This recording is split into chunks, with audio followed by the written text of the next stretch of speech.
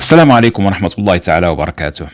هاد الأيام كاينة واحد الحملة شرسة فيما يخص تعديل مدونة الأسرة في المغرب، واللي ركب على هاد الموجة هما الليبراليون الحداثيون، واللي تصدى لهم هما واحد المجموعة من المحافظين سواء كانوا شيوخ أو كهول أو حتى شباب.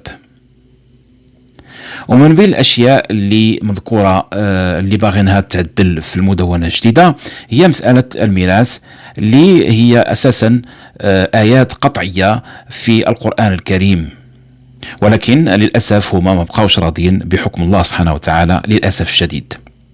وكيف ما شفتوا في العنوان ديال جوج ديال الأمريكيين دخلوا في الإسلام بسبب الآيات اللي مذكورة والأحكام اللي مذكورة في القرآن الكريم ديال مسألة الميراث. واحد منهم كان خبير في القانون الدولي وكان عنده منصب مهم في الحكومة ديال ريشارد نيكسون، والثاني خبير في الشريعة اليهودية. للأسف الشديد هما مازالين تيبحثوا على الحق وتدخلوا فيه اللي هو الإسلام، وحنا تنستحياو أننا نقولوا أننا عندنا قانون شرعنا الله سبحانه وتعالى، في الوقت اللي هما تيحتضنوه وتيعرفوا بأنه هذا كلام الله وبأنهم ما عندهم هروب عليه. ما نطولش عليكم بزاف في هذه المقدمة، غير بغيت نوه لواحد مسألة مهمة.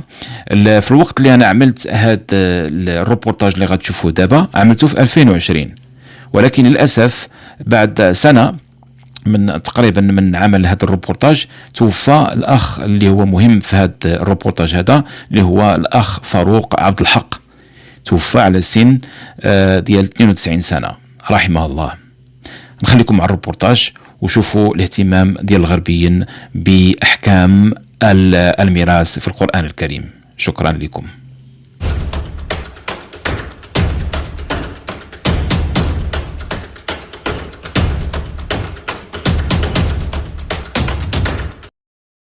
Former U.S. President Richard Nixon's advisor is Robert Crane. He holds a doctorate in public law, PhD in international law. He then became president of the Harvard Society of International Law. He later became President Nixon's foreign affairs advisor. He was also the deputy director of the U.S. National Security Council. He is considered an expert in political affairs in the United States. He is the founder of the Center for Civilization and Modernization in the United States. He speaks fluently in 6 living languages. One day, President Nixon wanted to read about Islamic principles and rules, so he asked the CIA to prepare a research paper on the subject. He wrote a research paper following the orders of his president, but it was a bit long. He asked his advisor, Robert Crane, to read and summarize the article.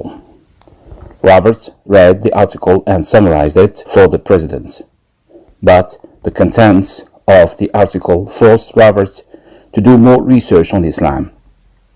So he attended Islamic seminars and conferences to learn more about the subject. Then came the day when Robert converted to Islam, inspired by Islamic teachings, and word of his conversion spread throughout the United States.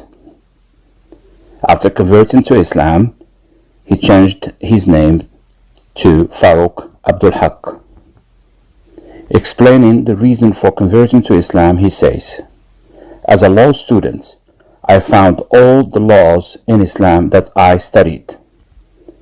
I studied law at Harvard University for 3 years.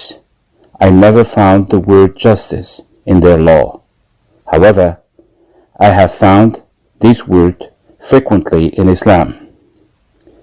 He converted to Islam in 1981 and named himself Farouk after Omar Farouk, who was the Imam of Justice after the Prophet.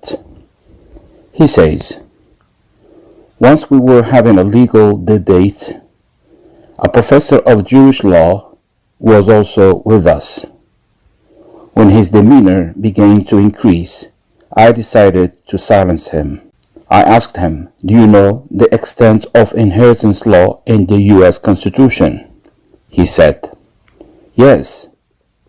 He has more than 8 volumes."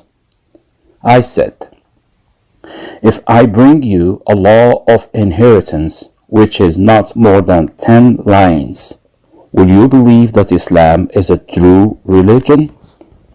He said, "It is not possible that such a long and wide law of inheritance can be summed up in just 10 lines."